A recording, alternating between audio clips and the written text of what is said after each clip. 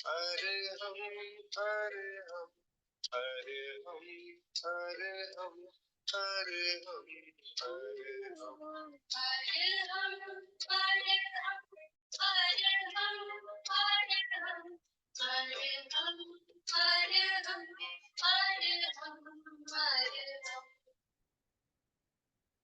परम पावन परम आराध्य प्रातः स्मरणीय आचार्य श्री महाश्रमण जी के चरणों में सत सत नमन करते हुए हम आज सुबह का सेशन प्रारंभ कर रहे हैं। त्रिपदी वंदना। वंदे अग्रहम्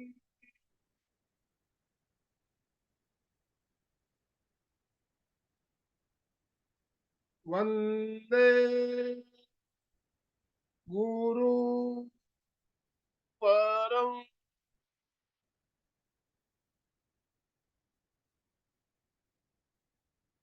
वंदे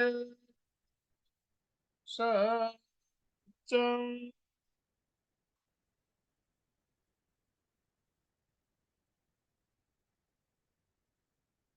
सभी साधक साधिकाओं को जय जिनेन्द्र, सुप्रभात, गुड मॉर्निंग, ओम अरहम। बंधुओं और बहनों, आज गुरुवार का दिन और हमारा त्रिवेणी संगम का कार्यक्रम लेकर हम आपके साथ जुड़ रहे हैं। कल हमने विशेष एक 2 दिवसीय कार्यशाला का प्रारंभ किया। आज उसका दूसरा दिन, आध्यात्मिक आरोग्यम, इस टॉपिक पर कल हमने बात करते हुए 9 रत्न में से 4 रत्नों के बारे में बहुत सुंदर तरीके से हमने जाना। 5वां रत्न जो उसकी चर्चा चल रही थी, समय की सीमा के कारण वो अधूरा रह गया था, तो आज हम वहीं से फिर शुरुआत करने वाले हैं। हमारे साथ रेणु जी कोठारी बेंगलोर से जुड़ चुकी है, तो मैं ज्यादा समय लेना नहीं चाहूंगा। Dange sir, yes Dange sir, unmute yourself. सभी को प्रणाम। Good morning to everyone. जय जिनेन्द्र। त्रिवेणी संगम में आप सभी का हार्दिक स्वागत। और आपको पता है 2 दिन का हमारा ये वर्कशॉप है, अध्यात्म आरोग्य। तो बहुत सुंदर टॉपिक है। हमारी रेणु जी ने कल ही बहुत सुंदर सुंदर 4 रत्न के बारे में हमें बताया है। बहुत अच्छी टू द पॉइंट, डीप में और प्रैक्टिकल सेंस में हमें मार्गदर्शन किया है। पुनश्च मैं त्रिवेणी संगम में उनका हार्दिक स्वागत करता हूं और सभी को रिक्वेस्ट करता हूं कि ताली बजा के उनका हम हार्दिक स्वागत करेंगे। Renu ji, you are welcome to Triveni Sangam. आपका पुनश्च मैं स्वागत करता हूं।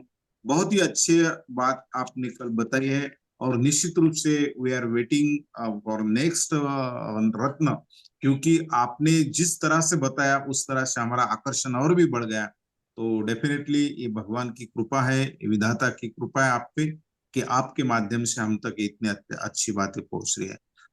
पुनः ज्यादा समय ना लेते हुए, क्योंकि कल ही मैंने परिचय दिया है, क्योंकि प्रेक्षा ध्यान की एक ट्रेनर है, बहुत हाई लेवल का उनकी साधना है।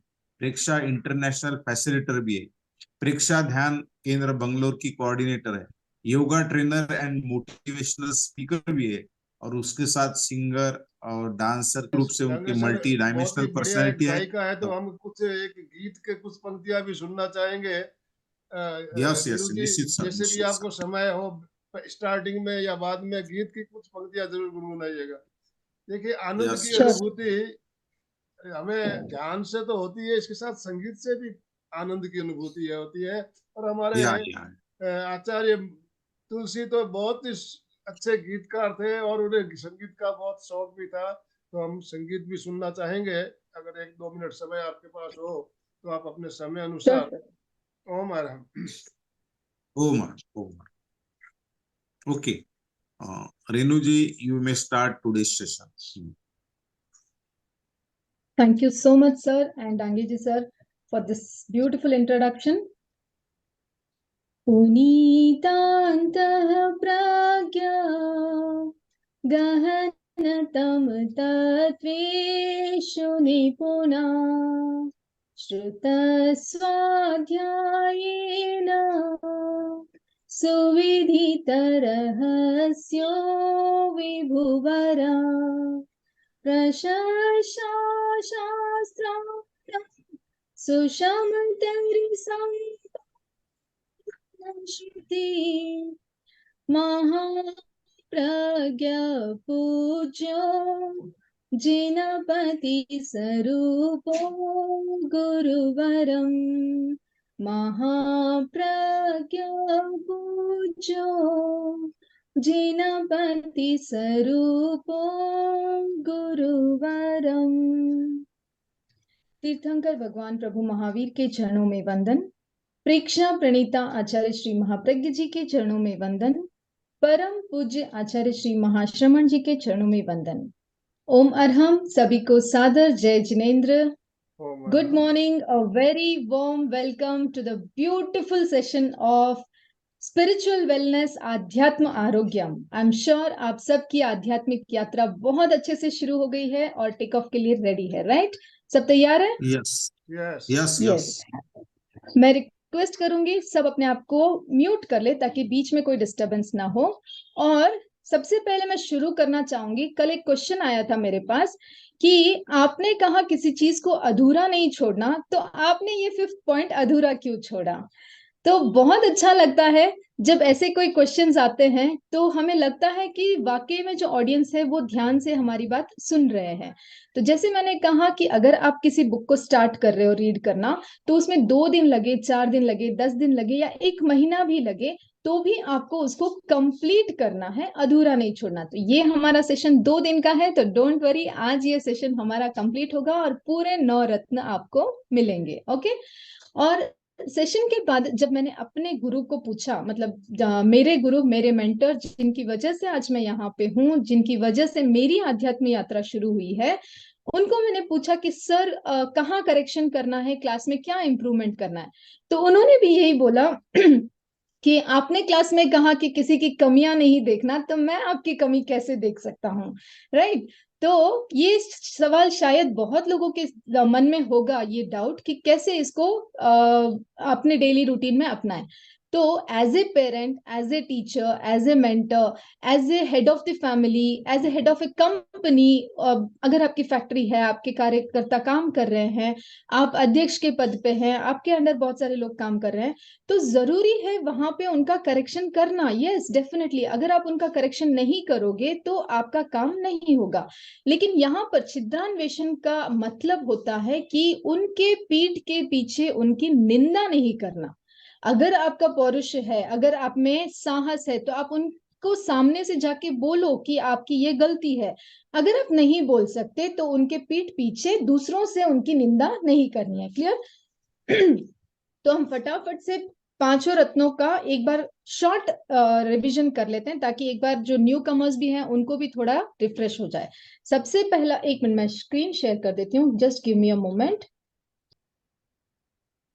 ओके। आध्यात्म आरोग्यम, जिसका मतलब है वो हर क्रिया जो आपके आत्मा के स्वभाव की तरफ आपको लेके जाता है। Anything which is related to your spirit is spiritual. Okay. सबसे पहला रत्न है गुण पारक दृष्टि, जिसमें हमें सिर्फ और सिर्फ गुणों को देखना है। जितना ज्यादा हम गुणों को देखेंगे, उनको एक्सट्रैक्ट करने की कोशिश करेंगे, हमारी आत्मा के जो गुण है, जो हमारी आत्मा के अनंत शक्ति है, वो बाहर प्रकट होगी और वही गुण हमारे अंदर भी प्रकट होंगे, डेवलप होंगे। इसके जो होमवर्क हमने दिए थे उसमें क्या क्या पॉइंट्स थे कि आप थैंकफुल रहें, आप ग्रेटफुल रहें, आप अप्रिशिएट करें अपने जो आसपास लोग हैं, जिनसे आप डेली कांटेक्ट में आते हैं, उनको आप क्या करना है? अप्रिशिएट करना है, ग्रेटफुल रहना है, ग्रैटिट्यूड की भावना आपके अंदर होनी चाहिए। सेकंड है छिद्रान्वेषण का त्याग, जिसमें हमने देखा, हाँ, ये 9 रत्न थे, इसमें से सबसे पहला गुण पारक दृष्टि। अभी आ रहा है स्लाइड?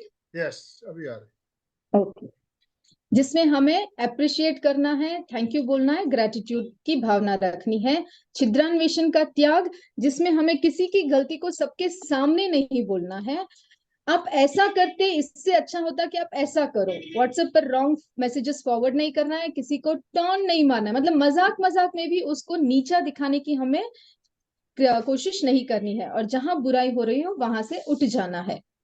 थर्ड पॉइंट था इंद्रिय निग्रह। जो हमारे सेंस ऑर्गन्स हैं, पांचों सेंस ऑर्गन्स, ये किसका माध्यम बनना चाहिए?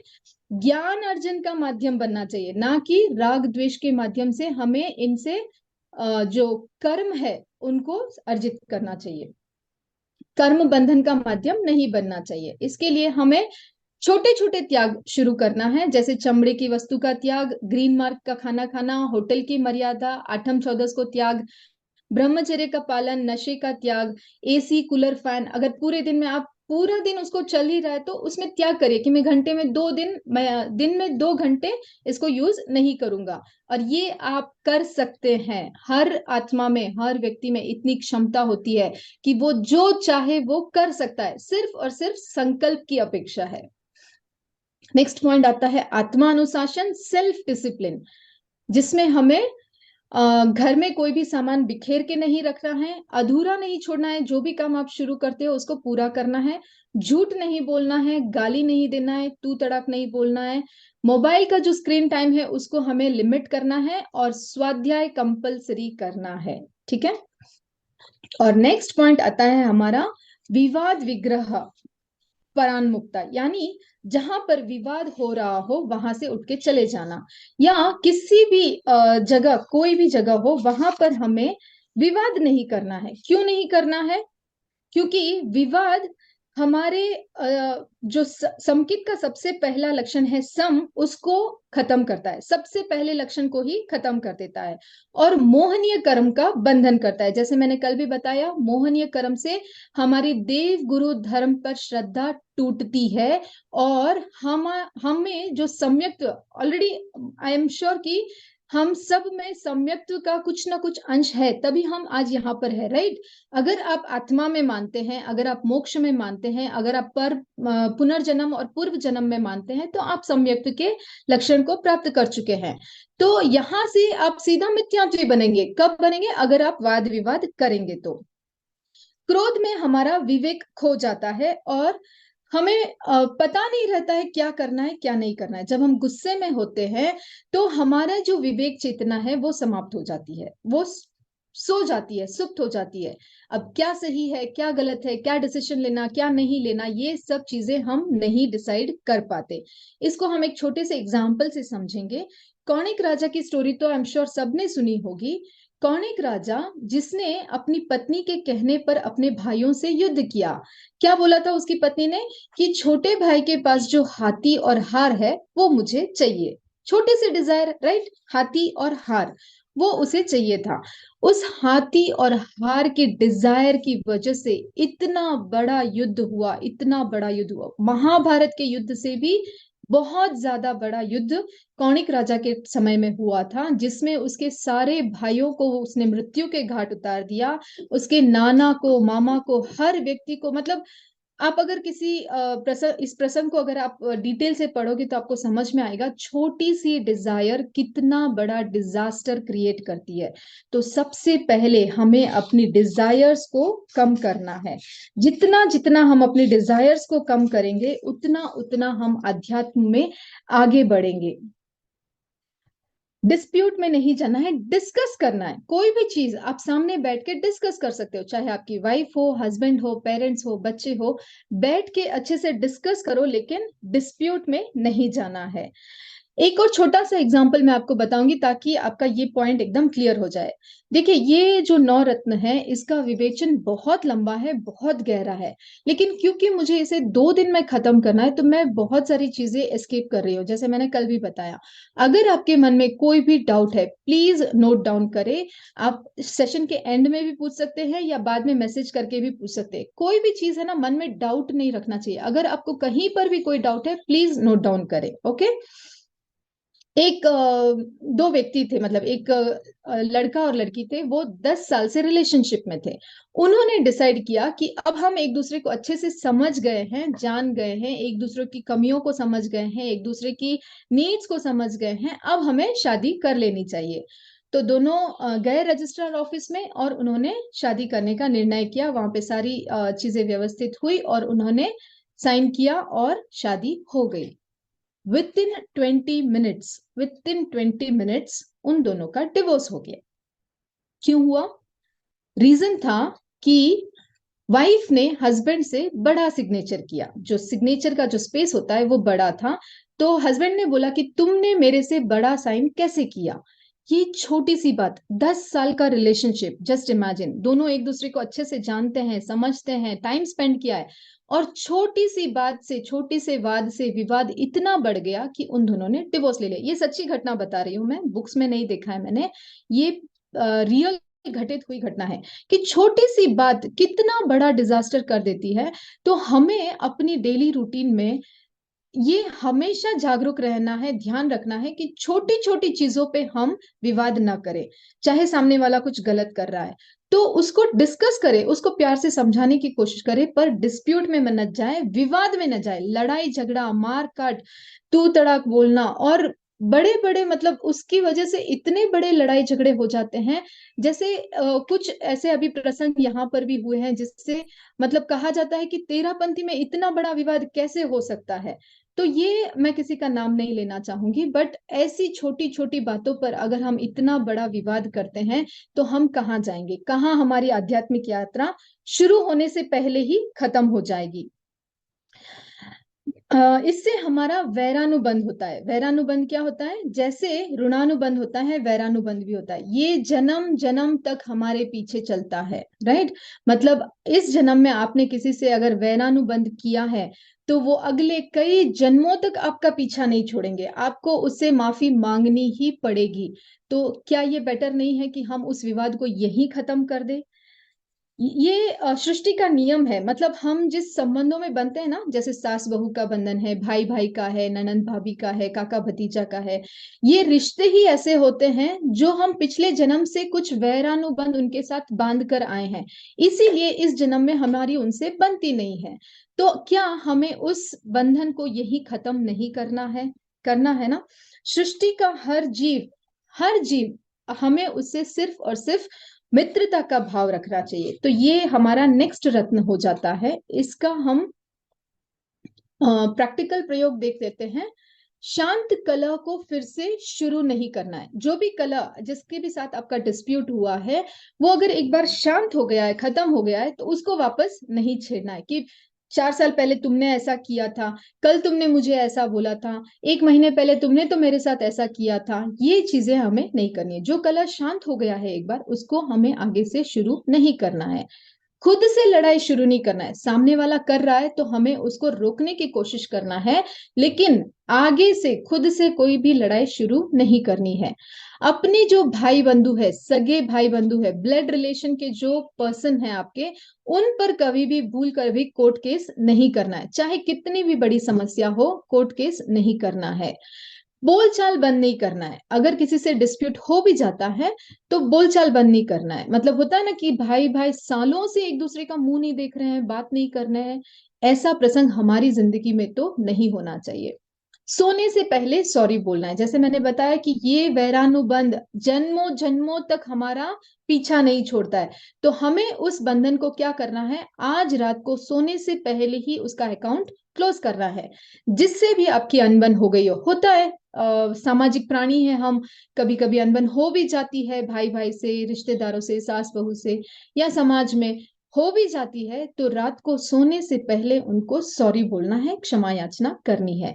और आग में घी डालने का काम तो कभी नहीं करना है। जैसे दो व्यक्तियों के बीच में कुछ अनबन हो रही है, बीच में जाकर उसको कुछ और मतलब वो एक्सप्लोर हो जाए, ऐसी बातें हमें नहीं करनी है। ठीक है, तो ये है हमारा विवाद विग्रह से प्राण मुक्ता।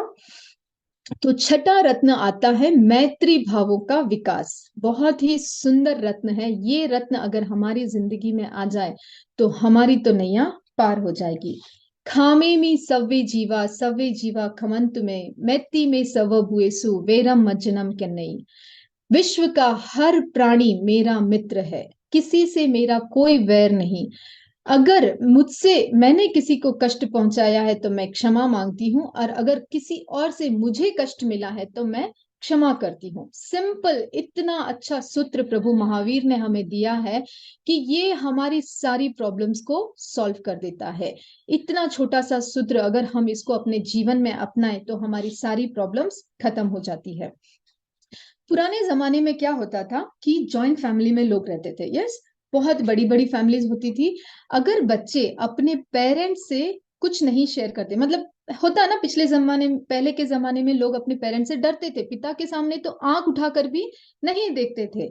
लेकिन उनकी कोई भी प्रॉब्लम होती थी तो वो अपने चाचा से, बुआ से, फ्रेंड से, कोलीग से, काकी से, मतलब छोटी माँ से या बड़ी माँ से, दादा से, दादी से, सबसे शेयर कर सकते थे। लेकिन आज की जो न्यूक्लियर फैमिली होती है उसमें ये बहुत बड़ी विडंबना है कि बच्चे ना तो अपने पेरेंट्स के साथ शेयर कर सकते हैं, ना किसी फैमिली मेंबर उनके पास है जिससे वो खुल के बात कर सकते। तो उनकी जो लाइफ की प्रॉब्लम्स होती है वो अंदर ही अंदर वो घुटते रहते हैं, जिससे आज डिप्रेशन की प्रॉब्लम बढ़ रही है, सुसाइड की प्रॉब्लम बढ़ रही है बच्चों में। मतलब वो शेयर नहीं कर पाते, शेयरिंग की जो स्पेस है उनको मिल नहीं पाता, जिसकी वजह से ये सारी प्रॉब्लम्स आज हो रही है।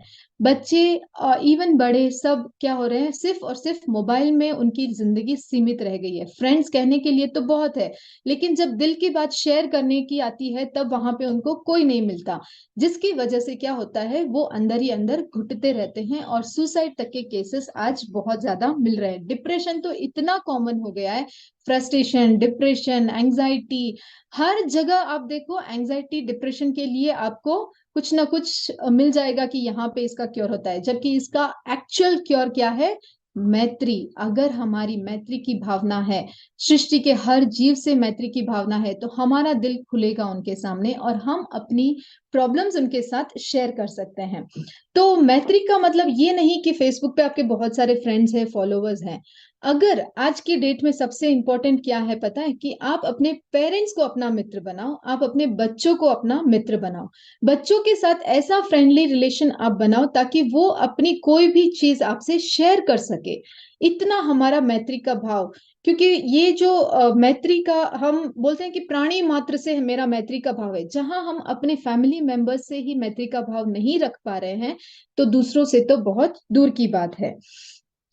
और इसमें एक एग्जाम्पल से मैं आपको समझाना चाहूंगी। कोरोना काल में क्या हुआ था, जब कोरोना आया था फर्स्ट स्टेज, तब हमने क्या सोचा था सबसे पहले, कि मैं सुरक्षित रह जाऊं तो बस है, मैं जिंदा बच गया तो बहुत बड़ी बात है। फिर हमारा दायरा बढ़ा कि मैं और मेरी फैमिली तो सुरक्षित है। फिर वो थोड़ा सा बढ़ा कि मेरे रिलेटिव्स, जितने भी इंडिया में मेरे रिलेटिव्स है, फोन करके पूछते थे हम, क्या आप सुरक्षित हो, क्या आप सुरक्षित हो, राइट। फिर हमारा दायरा और बढ़ा कि हमारी सोसाइटी, हमारा एरिया तो सुरक्षित है ना, कोरोना से अभी एस्केप हो गया, मतलब उसकी प्रॉब्लम अभी नहीं है। फिर हमने सोचा हमारा बैंगलोर तो सुरक्षित है, कर्नाटका तो सुरक्षित है। फिर हमने देखा कि इंडिया से कोरोना बाहर चला गया है, अब हम सुरक्षित है, तो हमारा दायरा हमारे देश तक सीमित हो गया। फिर जब पूरी दुनिया से खत्म हो गया तो हमारे अंदर इतना रिलैक्सेशन आया कि चलो कोरोना से पीछा छुटा। तो ऐसे ही ये जो दायरा है हमारा मैत्री का, इसे हमें विस्तार करना है, सिर्फ हमारे तक नहीं, हमारे फ्रेंड्स, रिलेटिव्स, फैमिली, देश तक नहीं, पूरी सृष्टि का हर जीव मेरा मित्र है, मैं किसी को कष्ट नहीं दे सकता। ऐसे हमारे मैत्री के दायरे को विस्तार करना है। सृष्टि का हर जीव, प्रभु महावीर को क्या पड़ी थी कि वो अपने अंतिम समय में देशना देकर जाए। बाकी 23 तीर्थंकरों ने अपने केवल ज्ञान होने के बाद जो अंतिम समय था, 3 दिन तक उन्होंने मौन रखा था, हर तीर्थंकर ने। लेकिन प्रभु महावीर आखिरी 3 दिन, अंतिम समय तक देशना देकर गए। क्यों? क्योंकि वो चाहते थे कि जैसे मैंने अपनी आत्मा का कल्याण किया है, सृष्टि का हर जीव अपनी आत्मा का कल्याण करे, इसलिए उन्होंने अंतिम समय तक देशना दी। आचार्य श्री महाप्रज्ञ जी को क्या पड़ी थी कि प्रेक्षा ध्यान को हमें वरदान के रूप में देके जाए। उन्होंने अपनी साधना की, 20 साल तक अपने शरीर को प्रयोगशाला बनाया, सारे प्रयोग किए, सारे अनुभव किए, ध्यान की इतनी बड़ी साधना की, उनको पता है उनकी आत्मा का कल्याण होने वाला है। फिर भी उन्होंने इस अवदान को, इस वरदान को हमें फ्री में देके गए। क्यों? क्योंकि वो चाहते थे कि संपूर्ण मानव जाति का, नॉट सिर्फ तेरापंथी, नॉट सिर्फ जैन, इवन संपूर्ण समाज मानव जाति का, इवन फॉरेन में आज प्रेक्षाध्यान ध्यान इतना विस्तारित है, तो वो भी चाहते थे कि संपूर्ण मानव जाति का कल्याण हो। तो इस तरह हमें भी अपने मैत्री भाव को विस्तार करना है, उसे फैलाना है। सृष्टि का हर जीव मेरा मित्र है। एंड सबसे इंपॉर्टेंट है हमारा एक, इसका हम प्रैक्टिकल देख लेते हैं पहले। प्राणी मात्र से मैत्री भाव, छोटी से छोटी चींटी के प्रति भी हमारा मैत्री भाव होना चाहिए। बच्चों के मित्र बने, फैमिली में मैत्री भाव होना चाहिए, राइट। मतलब बाहर हम बहुत अच्छा बिहेव करते हैं सबके साथ, लेकिन घर में आकर अगर हमारी अपने फैमिली मेंबर से नहीं बनती है तो आपका मैत्री भाव अभी तक विकसित नहीं हुआ है। एंड लास्ट, अपना एक कल्याण मित्र होना बहुत जरूरी है। कल्याण मित्र क्या होता है?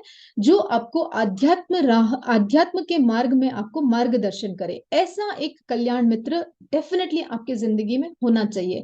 अगर आपके पास है तो बहुत अच्छी बात है, अगर नहीं है तो आज से ही उसकी खोज शुरू करें। क्यों चाहिए कल्याण मित्र? क्योंकि हो सकता है कभी हमारे ऐसे कर्म उदय में आए, पिछले जन्म के बहुत सारे कर्म है, राइट, बहुत अनंत अनंत कर्म हमने बंधन किया हुआ है। ऐसा कोई कर्म उदय में आए जिससे हम भटक जाए इस राह से। इतना सब कुछ करने के बाद भी हो सकता है हम भटक जाए, हम गलत राह पकड़ ले, नशे की लत लग जाए, या गलत फ्रेंड की संगत हो जाए, या कुछ भी हमारी जिंदगी में ऐसा घटित हो जाए जिससे हमने गलत रास्ता पकड़ लिया। तो जब एक कल्याण मित्र हमारी जिंदगी में होता है तो वो हमें सही राह दिखाकर वापस हमें इस अध्यात्म के मार्ग पर ला सकता है। तो ये हमारा मैत्री भाव का विकास है। इसमें कोई भी डाउट हो तो आप प्लीज नोट डाउन करके रखें, सेशन के एंड में हम इसको क्लियर करेंगे। नेक्स्ट पॉइंट आता है जीवन नियमन। बहुत इंपॉर्टेंट पॉइंट है जीवन नियमन।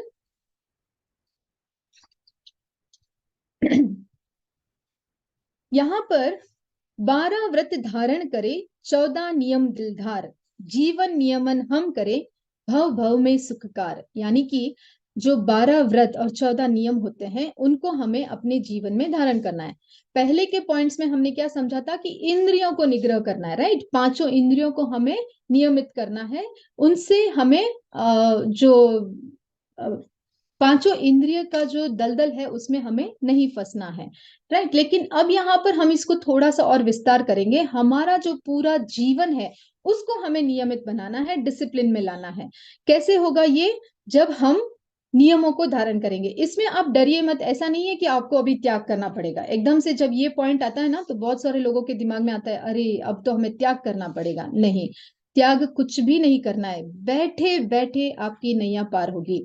जितना आपके पास है, जितना आपके मतलब आपकी प्रॉपर्टी, आपके बंगले, आपका पैसा, आपके कपड़े, जो कुछ भी आपके पास है, आपको कुछ भी नहीं छोड़ना है। सिर्फ एक आपको दायरा बनाना है। जैसे हम नदी का बहाव आता है तब पुल बनाते हैं ना, डैम बनाते हैं, वैसे ही आपको एक डैम बनाना है। तो इसमें कैसे होता है देखो, सिंपल मैं बताती हूँ आपको।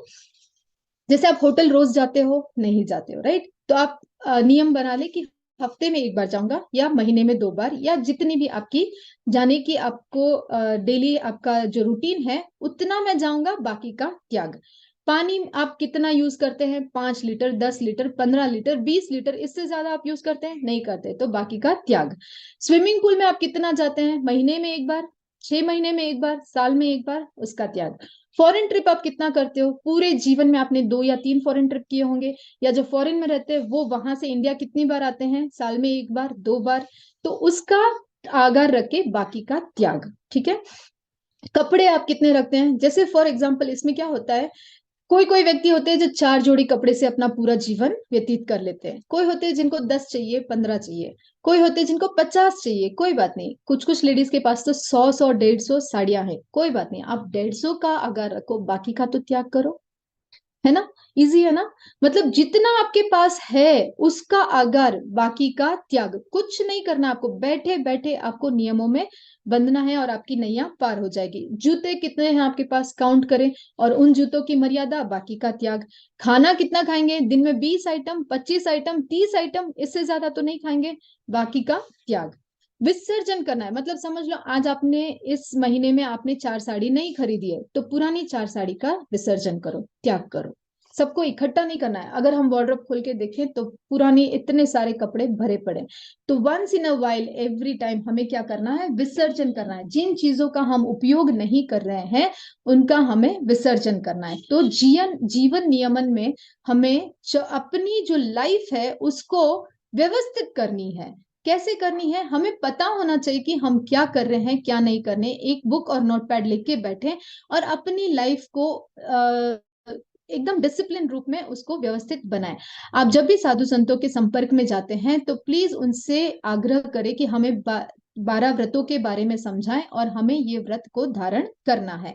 तो ये बहुत इंपॉर्टेंट है। कपड़े, जूते, पर्स की मर्यादा, कैफीन की मर्यादा। यस, अगर आप दिन में एक चाय पी रहे हैं तो लिमिट करें कि मुझे एक ही पीना। ऐसा नहीं कि मेहमान आ गए थोड़ी और पी ली, भाई आ गया थोड़ी और पी ली, ऑफिस से बाहर गए थोड़ी और पी ली। नहीं, अपने जीवन को अव्यवस्थित मत करिए, उसको व्यवस्थित रखिए। कितना पीना है ये आपको पता होना चाहिए। स्क्रीन टाइम को कम करें, रात्रि भोजन का त्याग करें, नवकार्सी का त्याग करें। आज के जमाने में आजकल बहुत ट्रेंड चल रहा है इंटरमीडिएट फास्टिंग, राइट। शाम के 6 बजे से लेके सुबह तक कुछ नहीं खाना। ये प्रभु महावीर ने हजारों साल पहले हमें दे दिया है। रात्रि भोजन का त्याग और नवकार्सी अगर आप करते हो तो इंटरमीडिएट फास्टिंग आराम से हो जाती है। 12 व्रत और 14 नियम को हमें धारण करना है। ये अगर हम बनाते हैं तो इसका आपको डेफिनेटली आपको एक बुक पेन लेके बैठना है और अपने जीवन को नियमित करना है। 8वां रत्न आता है सामूहिक साधना और स्वाध्याय। जैसे बहुत सारी जगह आपने सुना होगा कि, अच्छा हम कोरोना का एग्जांपल ले लेते हैं।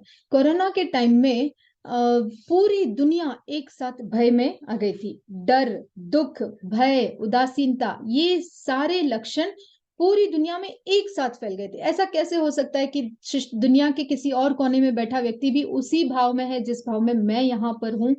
ये इसलिए होता है क्योंकि हमने उन सब के साथ सामूहिक कर्म का बंधन किया है। जब हम सामूहिक कर्म का बंधन करते हैं तो उसे सामूहिक रूप से ही हमें काटना होता है। जैसे फॉर एग्जाम्पल, अगर आप कोई मूवी देख रहे हो, उसमें 50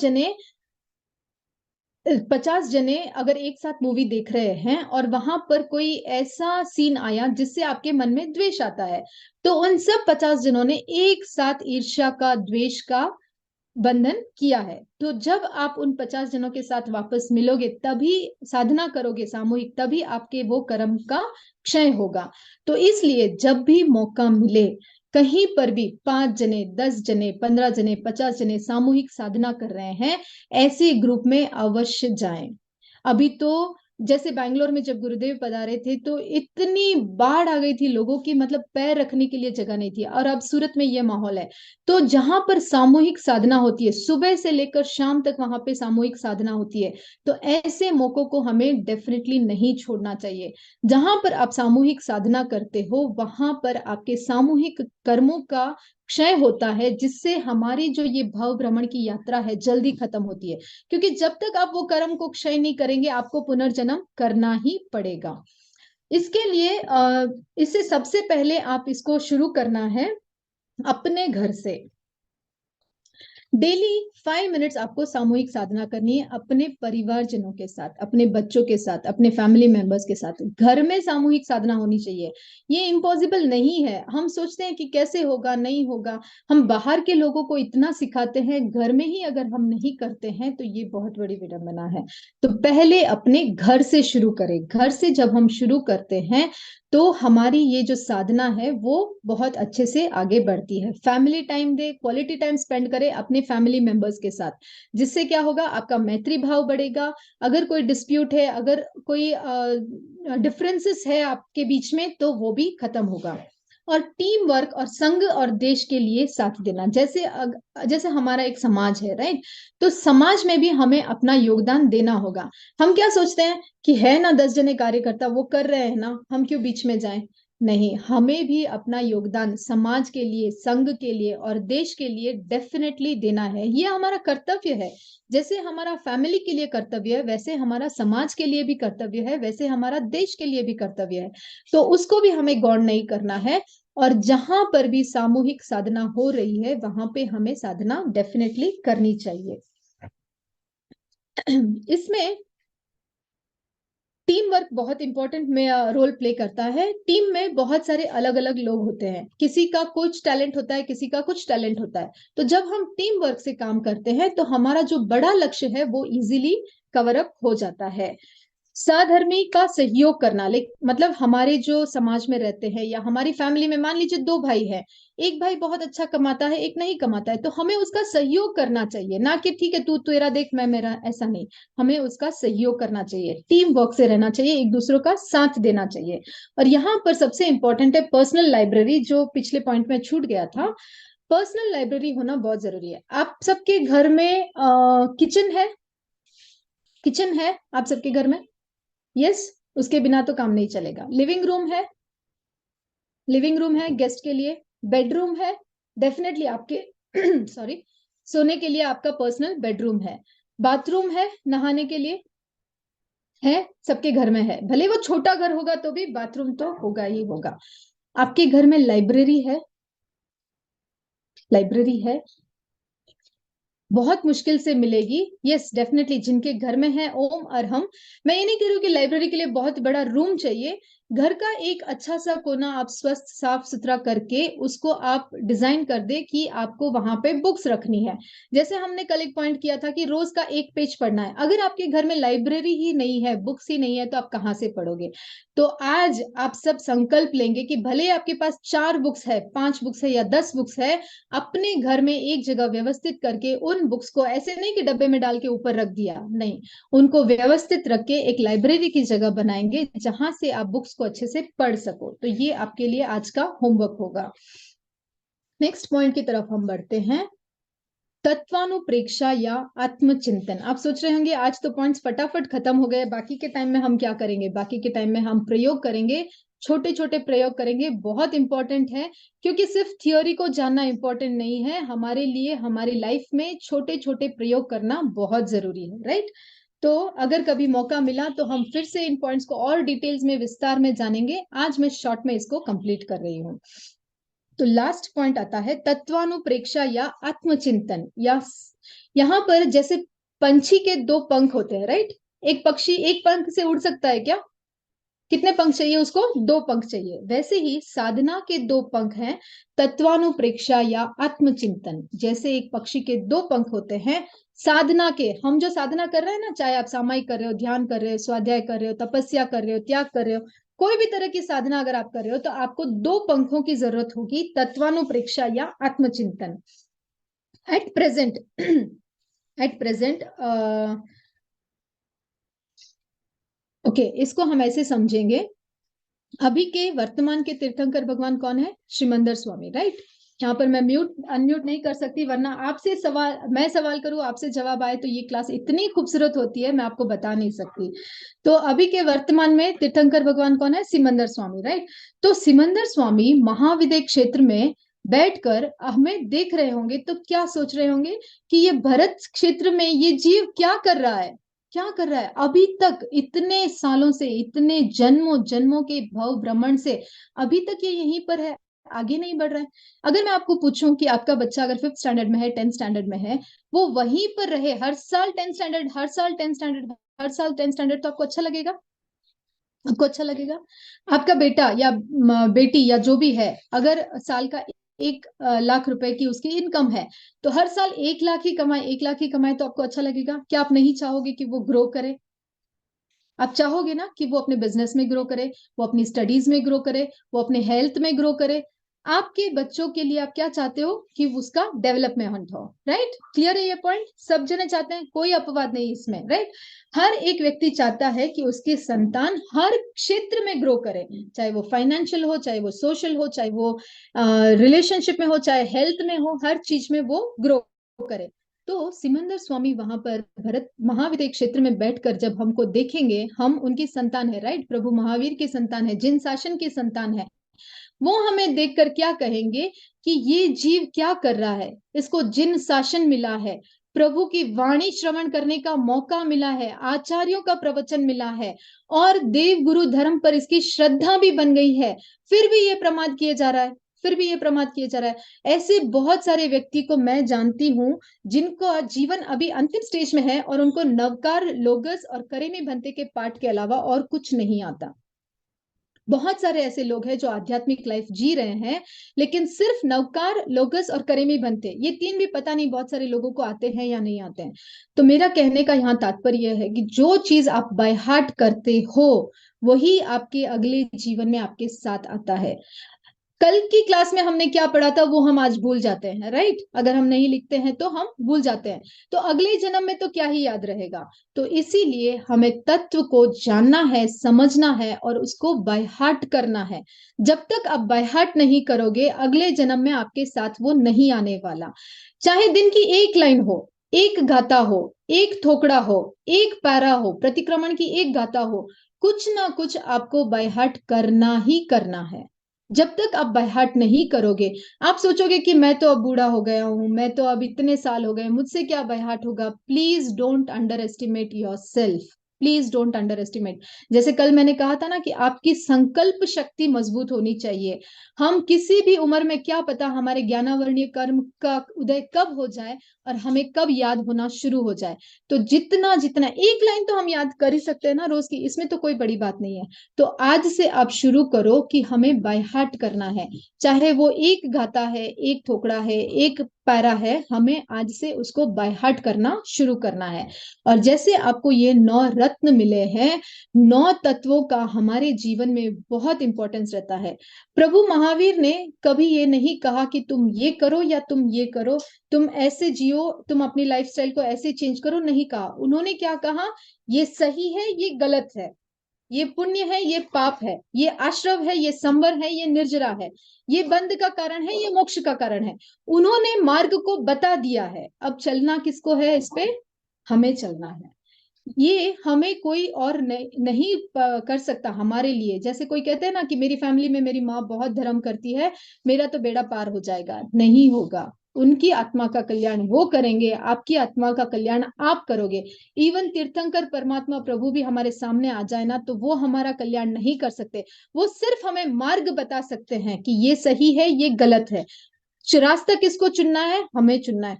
तो प्रभु महावीर ने 9 तत्व हमें दिए हैं जानने के लिए। उन 9 तत्वों को समझो, उनकी व्याख्या को पढ़ो, उनको बाय हार्ट करो, 25 बोल को सीखो, प्रतिक्रमण को सीखो। ये है तत्वानुप्रेक्षा, तत्व को जानना, तत्व को समझना और उसको बाय हार्ट करना। तो यहाँ पर जब हम इन सब चीजों को समझेंगे, याद करेंगे, तो हमारा ये सिर्फ और सिर्फ जैनिज्म में संवर का कॉन्सेप्ट हमें मिलता है। बाकी बहुत सारे धर्म ऐसे हैं, मेडिटेशन टेक्निक ऐसी है जहां पर आपको ध्यान सिखाया जाएगा, बहुत सारी चीजें सिखाई जाएगी, लेकिन संवर की जो साधना है वो सिर्फ और सिर्फ आपको जैनिज्म में मिलेगी, ये और कहीं आपको नहीं मिलेगी। कर्म सिद्धांत को जानो। अपुनरावृत्ति सिद्धि गई, अपुनरावृत्ति सिद्धि गई, यानी वृत्ति, प्रवृत्ति और पुनरावृत्ति। पता है आप सबको? अगर नहीं है तो प्लीज इसके बारे में जानो। वृत्ति, प्रवृत्ति और पुनरावृत्ति का जो चक्र है, इसको तोड़ने का सबसे अच्छा माध्यम है संवर और निर्जरा। इसके बिना ये पॉसिबल नहीं है। तो हमें ये सब करना है। I am sure all the points cover हो चुके हैं। और अगर आप इस 9th पॉइंट तक पहुंचे हैं तो ट्रस्ट मी, आपका आत्मानुशासन बहुत स्ट्रांग है। कॉन्ग्रेचुलेशन, अपने आप को पैट करे, अपने आप को शाबाशी दे कि आप इन 9 पॉइंट्स तक पहुंचे हो। फर्स्ट पॉइंट से लेके 9 पॉइंट्स तक अगर आपने एकाग्रता से सुना है तो आपका अनुशासन, आत्मा अनुशासन बहुत स्ट्रांग है। आपकी आत्मा की शक्ति है जो है वो बहुत स्ट्रांग है। आप जिंदगी में कुछ भी कर सकते हो, कुछ भी इम्पॉसिबल नहीं है। आज अभी से छोटे छोटे त्याग करना शुरू करेंगे तो हमारी ये यात्रा बहुत ही सुखद होगी। Learn something new every day. हर रोज कुछ नया सीखने का प्रयास करें। एवरी डे, चाहे कुछ भी हो जाए। रात को सोने से पहले आपको सोचना है कि आज मैंने क्या नया सीखा, राइट? कुछ ना कुछ नया सीखना है। एक अच्छी आदत को अपनाना है। आपके पास बुक पेन है, मैं आपको 30 सेकेंड्स का टाइम दूंगी। ये एक्टिविटी आपको अभी करनी है। एक अच्छी आदत, आंखें बंद करें और सोचे, पहले सुन लीजिए फिर आप इसको करना है, ठीक है? आपकी लाइफ में बहुत सारी चीजें चल रही है, बहुत सारी चीजें हो रही है, आपके अंदर बहुत सारे गुण भी है, बहुत सारी चीजें हैं जो आप अपनाना भी चाहते हो, ठीक है। ऐसी कुछ चीजें हैं जो आप करना चाहते हो लेकिन हो नहीं रहा है। तो एक अच्छी आदत जो आप अपनाना चाहते हो उसको आज से आपको अपनाना है। और एक बुरी आदत, जैसे हो सकता है ना कि बहुत लोगों के जीवन में ऐसा होता है कि मैं इसको छोड़ना चाहता हूँ लेकिन होता नहीं है, गुस्सा करना छोड़ना चाहता हूँ, तेज बोलना छोड़ना चाहता हूँ, कॉफी पीना छोड़ना चाहता हूँ, ये सामयिक करना अपनाना चाहता हूँ, ऐसी कोई भी चीज हो सकती है, ठीक है। तो आप एक लिस्ट बनाएंगे, अगर बड़ी लिस्ट हो बहुत अच्छी बात है, लेकिन एक पॉइंट तो आपको आज करना ही है, ठीक है। उसका संकल्प लेना है, ऐसा नहीं कि लिख के छोड़ दिया। आज यहाँ पर हम सब एक दूसरे की साक्षी में इसका संकल्प लेंगे, ठीक है। तो आप आंखें बंद करें, 30 सेकेंड्स का आपको टाइम दूंगी। उसमें आप सबसे पहले सोचेंगे एक अच्छी आदत जो आप अपनाना चाहते हो, कोई भी एक अच्छी आदत जिसको आप अपने जीवन में अपनाना चाहते हो कि आज से मैं ये शुरू करूंगा।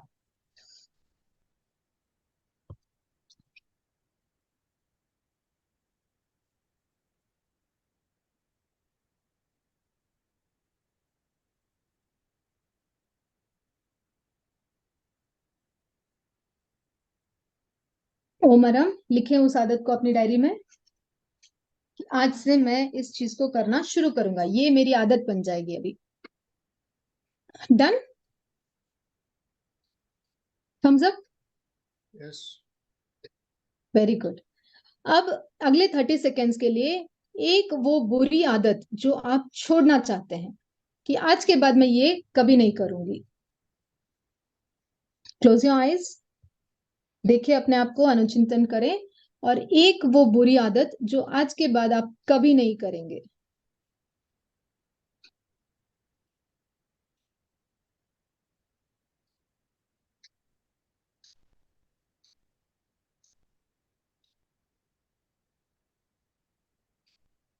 लिखा आपने?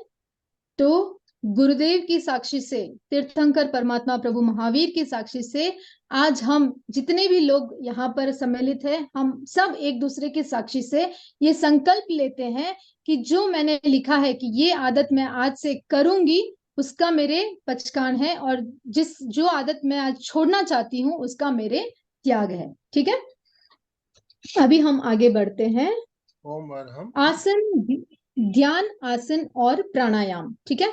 ये हमारी लाइफ का, जिंदगी का सबसे अहम हिस्सा होना चाहिए। अगर आप आध्यात्मिक यात्रा में अपना सफर शुरू कर चुके हो तो डेली विदाउट फेल ध्यान, आसन और प्राणायाम आपकी जिंदगी का एक अभिन्न हिस्सा होना चाहिए।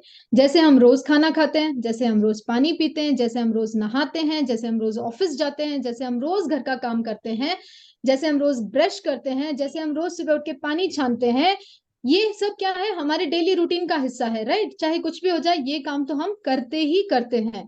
वैसे ही आसन, ध्यान और प्राणायाम हमारे जीवन का एक अभिन्न अंग होना जरूरी है। जब तक आप ये नहीं करेंगे, आसन क्या है? योग। योग मतलब क्या? Union of mind, body and soul. जब तक आपका सोल आपकी बॉडी और आपके माइंड के साथ सिंक नहीं होगा, आपकी आध्यात्मिक यात्रा कैसे कम संपन्न होगी? तो आसन, ध्यान और प्राणायाम। प्राणायाम से क्या होगा? आपकी श्वास लंबी होगी, गहरी होगी। जितना गहरा और लंबा आपका श्वास होगा, उसका सबसे बेस्ट बेनिफिट क्या है पता है आपको? प्राणायाम का सबसे बेस्ट जो बेनिफिट मुझे क्या लगता है पता है? कि मेरी आयु लंबी होगी, पक्का लंबी होगी, क्योंकि जितना जो छोटा हम श्वास लेते हैं हमारी आयु उतनी कम होती है, जितना गहरा और लंबा हम श्वास लेते हैं उतनी हमारी आयु लंबी होगी। ये सब मानते हैं ना इस चीज को, कि हमारी जो आयु है वो हमारी श्वास के ऊपर निर्भर है, दिन और टाइम के ऊपर निर्भर नहीं है। हम कितने श्वास लेते हैं उतनी लंबी हमारी आयु होती है। तो अगर मेरा श्वास गहरा और लंबा है तो मेरी आयु लंबी होती है। और भारत में तो ये पुराने जमाने से प्रचलित है कि आयुष्मान भव का हमें आशीर्वाद मिलता है। क्यों मिलता है? दीर्घायु का आशीर्वाद मिलता है, क्योंकि हमारी आयु लंबी होनी चाहिए। तो अगर हम प्राणायाम करते हैं तो हमारी दीर्घायु निश्चित है। तो कितने जने आज ये कोशिश करेंगे कि ध्यान, आसन और प्राणायाम को अपने जीवन में अपनाएंगे? नहीं, इसका कोई प्रोटोकॉल नहीं है कि आपको पहले आसन करना है, फिर प्राणायाम करना है, फिर ध्यान करना है, ऐसा कोई प्रोटोकॉल नहीं है। अगर आपके पास 5 मिनट का टाइम है आप ध्यान कर सकते हो डायरेक्टली, ऐसा कोई प्रोटोकॉल नहीं है।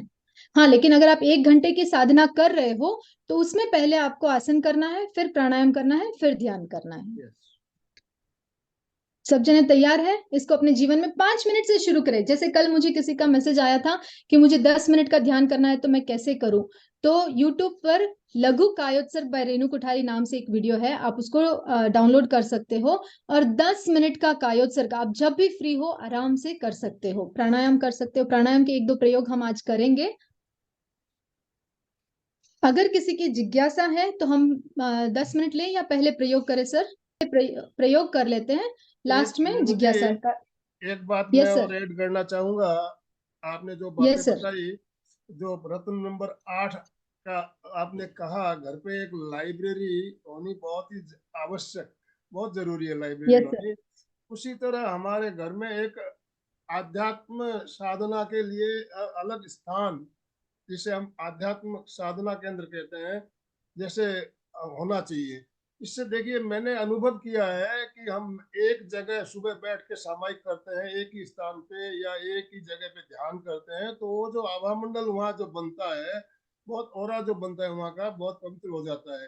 तो हमारे ये नियम होना चाहिए कि हमारे घर में एक साधना कक्ष, साधना कक्ष, हम सब ध्यान से जुड़े हुए लोग हैं, ध्यान करते भी है, सामायिक भी करते हैं, तो एक घर पे ऐसी जगह होनी चाहिए जहां हम उसको साधना कक्ष के रूप में कह सकते हैं। मैं जब ध्यान केंद्र में, प्रेक्षा ध्यान केंद्र में जाता हूँ, वहाँ भाई बहन आते हैं, तो उनका कहना होता है कि जब हम यहाँ आते हैं तो हमारा मन बिल्कुल शांत हो जाता है, पवित्रता का अनुभव होता है। तो ये देखिए, स्थान का फर्क पड़ता है, स्थान का फर्क यस पड़ता सर। है। तो अपने आप घर में एक साधना कक्ष छोटा सा, उसके लिए अलग से आपको कोई जगह निकालने की जो, अपने रूम में ही एक ऐसा स्थान आप निश्चित कीजिए जहाँ पे आप बैठ के रोज साधना कर सके। एक ही स्थान का वो आपका चयन करेंगे और वहाँ का आभा मंडल निर्मल होगा, तो आप वहाँ जब बैठेंगे तो आपका मन बिल्कुल पवित्र होगा और आपको मन ध्यान में अच्छा लगेगा। ये मैंने अनुभव किया हुआ बात आपसे बता रहा हूँ। यस सर, बिल्कुल सही है। अगर आपके घर में अगर इतनी जगह नहीं है तो जहां आप सामायिक करते हैं, जहां आप ध्यान करते हैं, वो एक ही जगह रखें। ऐसा नहीं कि आज रूम में कर लिया, कल हॉल में कर लिया, कल बाहर कर लिया, ऐसा नहीं। जिस जगह पर आप करते हैं उसी जगह पर, उसी दिशा में आपको करना है। तो मैं आपको कुछ प्रयोग बताऊंगी जो आपको डेली करना है। मतलब अब ये इतना टाइम तो नहीं है कि मैं सारे प्रयोग करा सकूं, लेकिन मैं आपको बता रही हूँ कि आपको ये प्रयोग डेली करना है। अनुलोम विलोम आपको डेली करना है। महाप्राण ध्वनि 21 बार आपको डेली करना है। इससे आपकी साधना भी बहुत अच्छी होगी और आपका ध्यान में भी मन लगेगा। अनुलोम विलोम, महाप्राण ध्वनि। और जब भी आप फ्री बैठे हो, कोई भी मुद्रा लगा के बैठ जाओ। सबसे बेस्ट है ज्ञान मुद्रा। अगर आपको और कुछ एलिमेंट है शरीर में तो आप उसका मुद्रा विज्ञान भी आप पढ़ सकते हैं। बहुत सारी मुद्राएं हैं जिससे हमारे शरीर का हर रोग ठीक हो सकता है, तो आप उसके बारे में जानें। जब भी फ्री हो मुद्रा का प्रयोग करें। थोड़ी सी कुछ प्रॉब्लम होती है, हम डॉक्टर के पास जाते हैं, दवाइयां लेते हैं, इससे अच्छा है आप मुद्रा का प्रयोग करें। मुद्रा से भी बहुत सारी बीमारियां ठीक होती है। नेक्स्ट है मंत्र जाप। कोई भी एक मंत्र को अपना इष्ट बना ले और उसको साधने की कोशिश करें। ऐसा नहीं है कि आज ये मंत्र किया, कल वो मंत्र किया, परसों वो मंत्र किया, ऐसा नहीं। किसी एक मंत्र, हर मंत्र बहुत शक्तिशाली है, हर मंत्र बहुत शक्तिशाली है, जिसमें महामंत्र नवकार मंत्र तो सर्व शक्तिशाली है ही। फिर भी अगर आपको किसी और मंत्र पर श्रद्धा है तो एक मंत्र को आप पकड़े और डेली उसकी आराधना करें ताकि वो सिद्ध हो पाए। आज ओम भिक्षु की माला फेर ली, कर अरिहंतानम की फेर ली, परसों सिद्धाणम की फेर ली, ऐसा नहीं। किसी एक मंत्र पर श्रद्धा रखें और उसको डेली नियमित करना है। ठीक है, एक मंत्र, कोई भी एक मंत्र, वो आपकी चॉइस है, आप कर सकते हैं।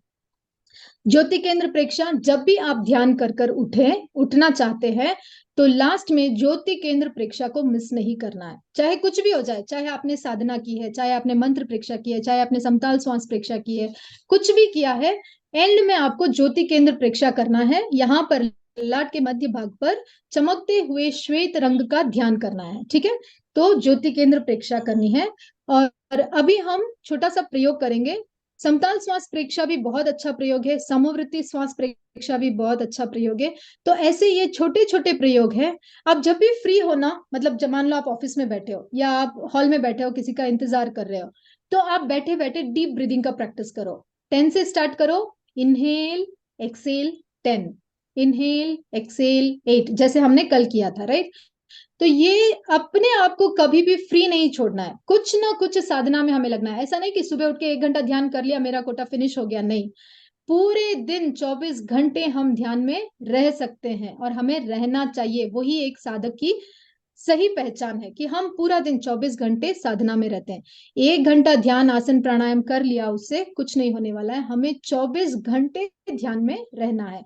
तो छोटे छोटे छोटे छोटे जब आप प्रयोग करोगे तो आपका डेली रूटीन ऐसा बन जाएगा कि आप ध्यान में एकदम आपका जो शरीर है, आपका जो मन है, वो ध्यान में सिद्ध हो जाएगा, लग जाएगा। तो अब हम प्रयोग करेंगे। सब सीधे बैठेंगे। हाथों की मुद्रा वीतराग मुद्रा या ज्ञान मुद्रा।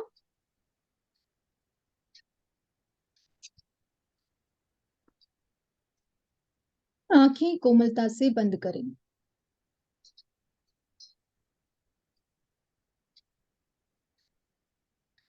तीन बार महाप्राण ध्वनि का उच्चारण करेंगे।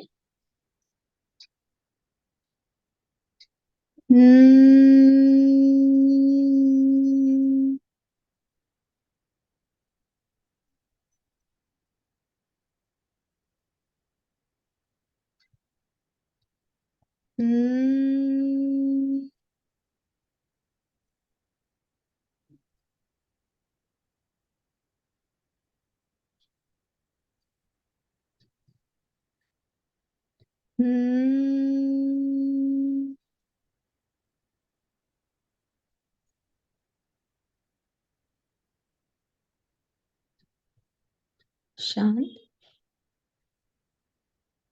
शरीर को स्थिर, शिथिल और तनाव मुक्त करें।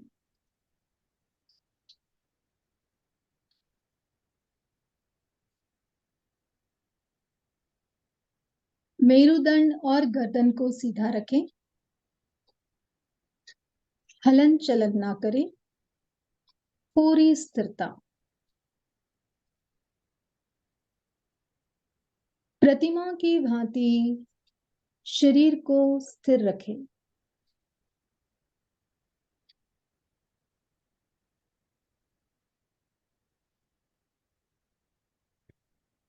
पूरी जागरूकता और एकाग्रता के साथ प्रयोग करें।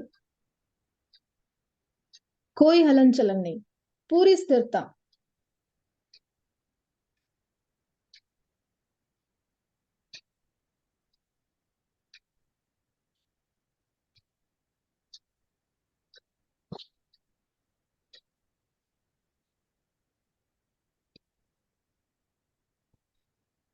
यदि विचार आते हैं तो उन्हें रोकने का प्रयत्न ना करें, केवल दृष्टा भाव से उन्हें देखें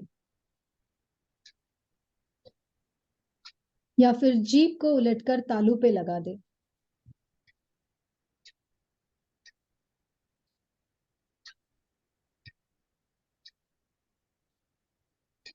अनुभव करें पैर के अंगूठे से लेकर मस्तिष्क तक पूरा शरीर शिथिल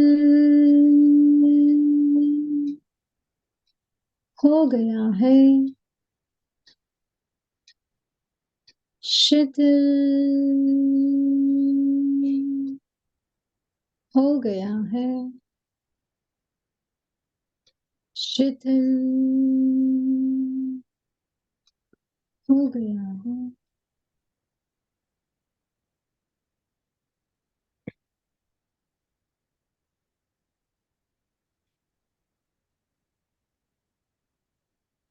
श्वास मंद और शांत। गहरा लंबा श्वास लें और गहरा लंबा श्वास छोड़ें।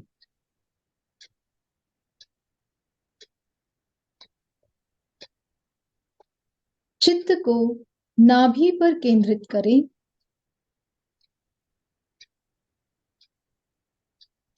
जब हम श्वास लेते हैं तो पेट की मांसपेशियां फूलती है और जब हम श्वास छोड़ते हैं तो पेट की मांसपेशियां सिकुड़ती है। पेट के फूलने और सिकुड़ने का अनुभव करें।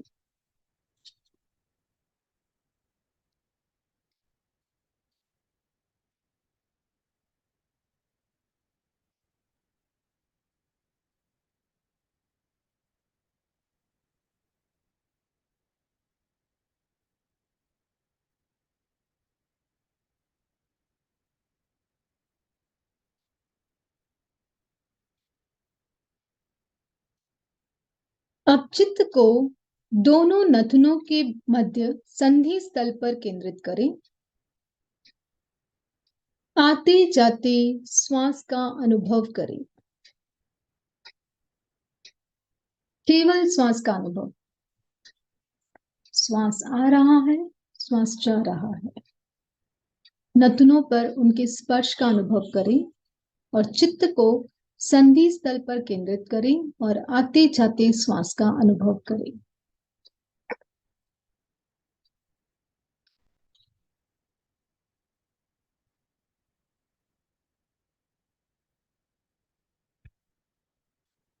पूरी एकाग्रता और जागरूकता, निद्रा में न जाए।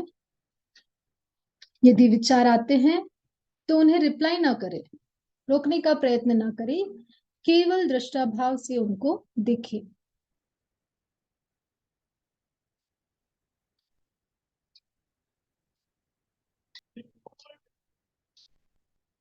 अब जो शब्द आपको सुनाई देंगे उनको विजुअलाइज करने की कोशिश करें। अपनी पूरी क्षमता लगा दें कि जो शब्द मैं बोलूंगी उनको आप विजुअलाइज करेंगे, देखेंगे। ठीक है? पूरी एकाग्रता के साथ, पूरी तन्मयता के साथ, पूरा कंसंट्रेशन आपके कानों पर होना चाहिए। जो भी शब्द आपको सुनाई दे उसका पिक्चर बनाए, विजुअलाइज करें।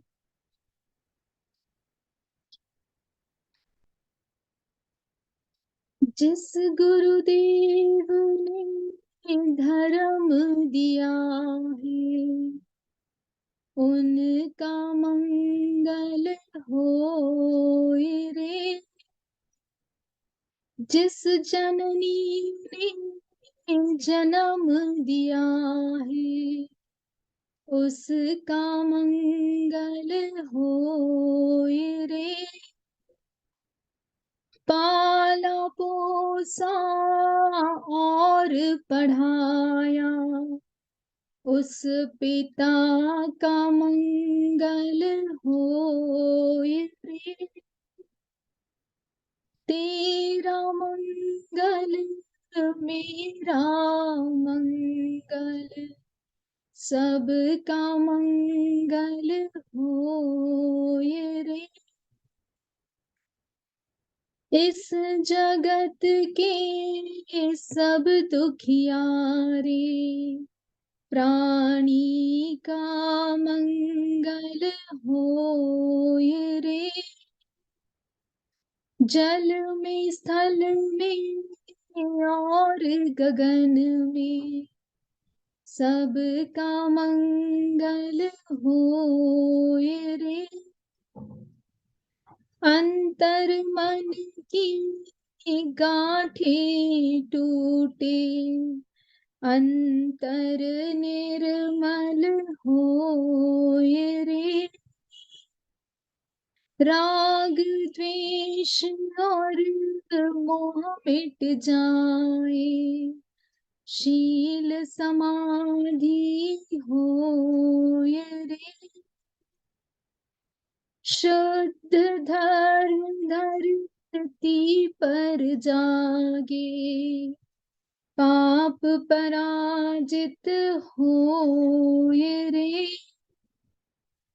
इस धरती के तरतिन में कण कण में धर्म समोय रे।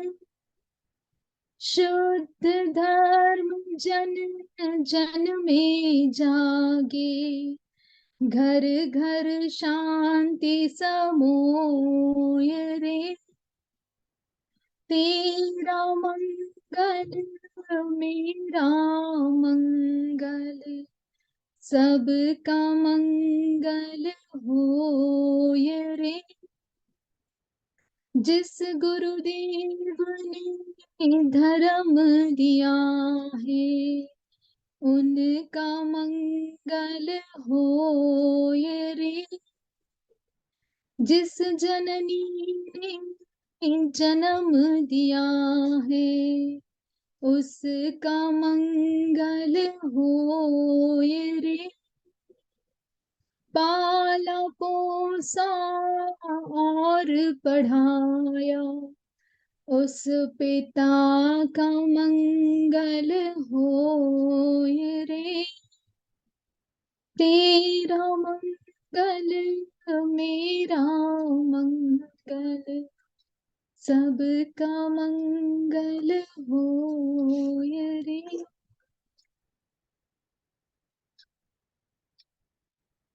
चित्त को ज्योति केंद्र लाट के मध्य भाग पर केंद्रित करें।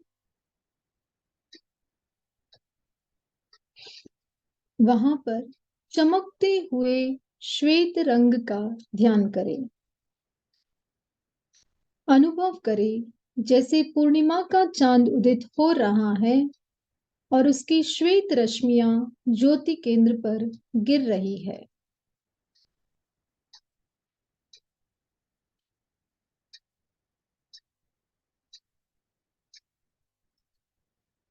अब चित्त को पूरे ललाट पर फैलाएं। अनुभव करें पूरा ललाट चमकते हुए श्वेत रंग के परमाणुओं से भर गया है। पूरा ललाट चमकते हुए श्वेत रंग के परमाणुओं से भर गया है।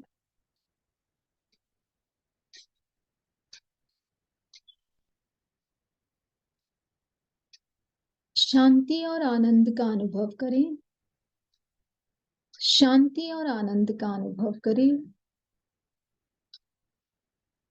पैर के अंगूठे से लेकर मस्तिष्क तक चित्त और प्राण की यात्रा करें। अनुभव करें चैतन्य पूरी तरह जागृत हो गया है। 3 गहरे लंबे श्वास के साथ प्रयोग संपन्न करें।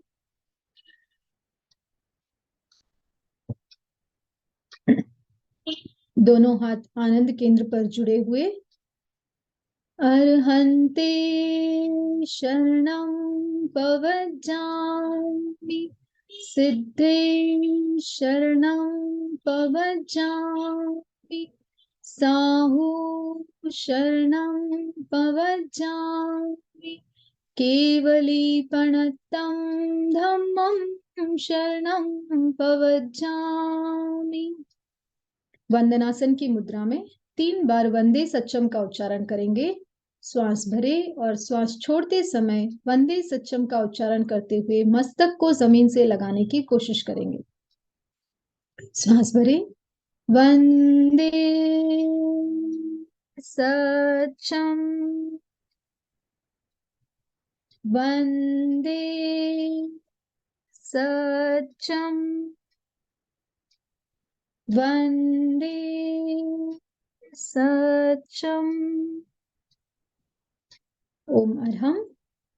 जमीन को देखते हुए धीरे धीरे आंखें खोलें। ओम अरहम। अभी आपकी कोई जिज्ञासा है तो आप सवाल पूछ सकते हैं। मैम, आपने कहा था कि हम जब वहाँ विवाद होते हैं तो हम ना बैठे वहां पे। हम ऐसी परिस्थिति में कभी कभी आ जाते कि हमें वहां उठ नहीं सकते, ऐसी प्लेस में हम कभी बैठे से रहते हैं, उसका एक जानना था। और नवकार से क्या होता है वो जानना। वाद विवाद कहीं पर भी हो रहा ना, तो अगर आप मजबूरी है आपकी कि आप वहीं पे बैठना है तो आप संभाव में रहे, ना तो इसका पक्ष ले ना इसका पक्ष ले, किसी का पक्ष न ले, संभाव में बैठे सुने। और अपने अंदर ईर्ष्या, क्रोध, द्वेष ऐसे भाव नहीं आने चाहिए। नहीं आने का सबसे बड़ा अच्छा उपाय है डीप ब्रीदिंग। आप वहां पर बैठकर डीप ब्रीदिंग करें, कोई आपको नहीं रोक सकता डीप ब्रीदिंग करने से, राइट। आप वहां पर बैठे और डीप ब्रीदिंग करें तो आप वहां पर संभाव में रहेंगे, ठीक है। और नवकारसी होता है सूर्योदय के बाद 48 मिनट तक कुछ नहीं खाना या पीना। रात्रि सोगन जब आप शुरू और करते हैं तो सुबह सूर्योदय के बाद 48 मिनट तक नहीं खाना है। और मैम 9th पॉइंट क्लियर नहीं हुआ है तो 9 पॉइंट जो बोले आपने तत्वानुप्रेक्षा। हाँ, कुछ नहीं, बस आपको जितना पता है, आप तत्व के बारे में जितना जानते हैं आज, कल आपको उससे ज्यादा जानना है और कुछ नहीं है। आज आपको तिकुता का पाठ आता है, कल आपको लोगस का पाठ सीखना है। लोगस का पाठ आपका हो गया, आपको मैम मैं जैन प्रतिक्रमण नहीं सीखना हूँ है। तो मैं सब नहीं जानती हूँ। आई अच्छा एम कोई नॉट बात नहीं, जैन। आप कोई बात नहीं, आपके धर्म में भी कुछ ना कुछ तो होगा ना जिसको आप बाय हार्ट कर सकते हो। सूत्र होंगे, भगवती सूत्र होगा, या कुछ तो धार्मिक ऐसा होगा जिसको आपको बाय हार्ट करना होता है किसी भगवत भी गीता पंथ और है में, ना किसी मैम। भी धर्म में। हाँ, तो भगवत गीता को पढ़िए आप। भगवत गीता के जो श्लोक होते हैं उनको आप बाय हार्ट करने की कोशिश करिए, क्योंकि जो चीज आप बाय हार्ट करते हो वही आपके अगले जन्म में आपके साथ आएगा। ठीक है, तो जो भी सूत्र है, आप किसी भी धर्म से रिलेटेड हो, कुछ ना कुछ सूत्र तो वहां पे होते ही है, तो आप उनको बाय हार्ट यस, करें। थैंक ठीक यू है, ma'am, thank you so much. Thank you so much. हाँ, नेक्स्ट। अशोक जी जय जिनेन्द्र। जय आपने जिनेन्द्र। रेणु जी ने जो नौ रत्न बताए आध्यात्मिक, वैसे ही अपने जैन धर्म में नौ तत्व है। उसके बारे में गुरु तुलसी ने एक मुक्तक बनाया है, वो एक बार बोलता हूँ। जानू जीव अजीव में पुण्य पाप की बात, आश्रव संवर निर्जरा, बंध मोक्ष विख्यात। उसमें जो आश्रव, संवर और निर्जरा, वही सबसे मेन लगते हैं। जैसे अपने कोई नाव में बैठे हैं, उसमें छिद्र हो जाता है, मतलब वो आश्रव हो गया। अपने पाप कर्म अपने नाव के अंदर पानी के रूप में आ रहे हैं, उसके लिए अपने क्या करने का कि संवर रूपी बंध लगाने का, और उसी से अपन अंदर जो पानी आ गया उसको निकालने का काम करना, मतलब निर्जरा का काम करना। वही मोक्ष का मार्ग रहेगा। ओम। ओम अग्रम। हाँ मैडम सुमित जी जी बोलिए। नमस्ते। वो बहुत सुंदर सेशन 2 दिन का मैंने अटेंड किया। मेरा एक प्रश्न है। आप बोले मोबाइल को तो हम दूर रख सकते हैं, लेकिन तू तड़क नहीं करना। जब सिचुएशन ऐसी हो जाती है कभी कभी ना, तो सब जानते हुए भी अगर हम वहां पे रोक नहीं सकते तो कुछ ऐसे बोल देते हैं हम, तो वहां पे क्या करना है? मतलब गलत हो रहा है किसी के साथ, तो मैडम वो जो सच है वो तो बताना चाहिए ना। हम देख रहे हैं कि हाँ ये ऐसा नहीं होना चाहिए, ये गलत हो रहा है, तो अगर समझ में नहीं आता है तो हमारा वहां पे कहना सही होता है ना मैम? मैं यही चीज मैंने कल एक्सप्लेन की थी, शायद आपका मिस हो गया, कि बाढ़ आने से पहले हमें पुल को बांधना है, डैम को बांधना है। अगर सुबह उठ के आप ज्योति केंद्र प्रेक्षा करते हो, डीप ब्रीदिंग करते हो, तो जब ये सिचुएशन आती है, जब निमित्त आता है ना, तो आपकी विवेक चेतना जागृत होती है और आप वहां पे रिएक्ट नहीं करोगे। लेकिन फिर भी कुछ अपवाद है। मान लीजिए आपके कुछ ऐसे कर्म उदय में आए कि आपको गुस्सा आ गया, अब अंदर से हार्मोन्स रिलीज हो गए, उसको तो आप रोक नहीं सकते, गुस्सा आएगा ही आएगा, आप जोर से चिल्लाएंगे, बोलेंगे। तो इसके लिए भी भगवान महावीर ने सूत्र दिया है प्रायश्चित का, प्रतिक्रमण का। हम जैसे सिंपल लैंग्वेज में मैंने बोला कि सॉरी बोलना। रात अगर लड़ाई हो भी गई, आपने उनको कुछ बोल भी दिया, गुस्सा कर भी दिया, तो रात को सोने से पहले आपको उनसे सॉरी बोलना है। तो ये सिचुएशंस ऐसी है ना कि हम, ये गुस्से का जो संस्कार है ना, ये अभी का नहीं है, ये अनंत जन्मों से हमारे साथ चला आ रहा है, तो ये एकदम से तो नहीं छूटेगा। तो धीरे धीरे जब आप आसन, ध्यान और प्राणायाम करेंगे, आपकी विवेक चेतना जागृत होगी, आपके जो हार्मोन्स है वो चेंज होंगे। जब आप ज्योति केंद्र प्रेक्षा करोगे, तो आपके सारे हार्मोन्स जो है, एड्रिनल के जो हार्मोन्स है, वो बैलेंस होंगे। और जब ऐसी निमित्त आएगा, जब ऐसी सिचुएशन आएगी कि आपको गुस्सा करना है, उस वक्त आपके एड्रिनल को आपका ये जो पीनियल ग्लैंड है वो कंट्रोल करेगा और हार्मोन्स रिलीज होने नहीं देगा। फिर भी इन केस आपके कर्म उदय में आए और एड्रिनल ग्लैंड से हार्मोन्स रिलीज हो गए, अब आपको गुस्सा आना निश्चित है, तो आप क्या करें? उसके बाद प्रायश्चित करें, उनको सॉरी बोले और आगे से नहीं करने का संकल्प ले। एक चीज आप और कर सकते हो कि आज मुझे अगर गुस्सा आया तो मैं पूरे दिन में नमक नहीं खाऊंगी या किसी एक चीज का त्याग करूंगी। तो वो क्या होगा, आपके सबकॉन्शियस माइंड में फिट हो जाएगा कि नेक्स्ट टाइम अगर मैं गुस्सा करूंगी तो मुझे नमक नहीं मिलेगा खाने को। तो वो क्या होगा, धीरे धीरे over a period of time आपकी ये जो संस्कार है, गुस्से का जो संस्कार है, वो कम होगा और एट द एंड आप उससे पूरी तरह निवृत्त हो जाएंगे। तो ये एक प्रोसेस है, ऐसा नहीं कि आज आपने क्लास अटेंड किया आज ही आपका गुस्सा खत्म हो जाएगा, ऐसा नहीं होगा। ये प्रोसेस है, धीरे धीरे प्रैक्टिस के साथ होगा, डेफिनेटली होगा। अगर ये सवाल आपके मन में आया है तो डेफिनेटली आपको इसका निदान मिलेगा। काशीनाथ जी। धन्यवाद। काशीनाथ जी। तो बहुत ही अच्छा वर्ग रहा। आपका स्वागत मैं अभिनंदन करता हूँ। रेणु जी, मेरा प्रश्न ये है कि कहीं पे वाद विवाद चल रहा है, आपने कहा वहां से निकल जाओ, लेकिन एक की बाजू सही है, दूसरे की गलत है। तो सही बाजू लेना, सही बात वहां बोलना बहुत जरूरी है। गलत के बाजू के वजह जो सही है उसको हमने अपनाना, तो वहां से निकल जाना बराबर है कि वो सही बाजू उठाना बराबर है। बहुत अच्छा सवाल है। ये सबके मन में रहता है। ये आपने पूछा है तो आई थिंक सबके मन में ये जवाब पहुंचना बहुत जरूरी है। आपको लग रहा है कि ये 100% सही है, उसका पक्ष लेना जरूरी है, तो आप लीजिए, नो डाउट, कोई गलत बात नहीं है वहां पे। आप वाद विवाद में नहीं पड़ना है। मतलब आपने बोला कि ये सही है, फिर भी वो दोनों झगड़ रहे हैं, तो आपको वाद विवाद में नहीं पड़ना है, आपको उसका पक्ष लेना है कि नहीं ये सही है। एक चीज आप ध्यान से समझ लीजिए कि सामने वाला अगर गुस्से में है, आप उसको 1000 बार भी समझाओगे तो वो नहीं समझने वाला। जब वो सिचुएशन ठंडा हो जाता है, जब वो टाइम निकल जाता है गुस्से का, उसके बाद अगर आप प्यार से उसको समझाओगे तो वो डेफिनेटली समझेगा। अगर आपको पता है कि सामने वाला 100% गलत है, उस वक्त उसे समझाने की कोशिश मत करिए। उस टाइम को निकलने दीजिए, फिर आप धीरे से उसको समझाइए कि ये गलत है, 100% गलत है। जैसे मैंने कहा अभी सेशन में, प्रभु महावीर ने भी किसी को चेंज करने की चेष्टा नहीं की। उन्होंने सिर्फ सही और गलत को बताया है कि ये पाप है, ये पुण्य है, ये बंध है, ये मोक्ष है, ये निर्जरा है। हम भी अपना कर्तव्य कर सकते हैं as a parent, as a teacher, as a अध्यक्ष, as a head of the family, as a head of the factory. आपका कर्तव्य बनता है कि आप उनको बताएं कि सही क्या है और गलत क्या है। हर आत्मा में वो क्षमता है कि वो सही गलत की पहचान कर सकती है।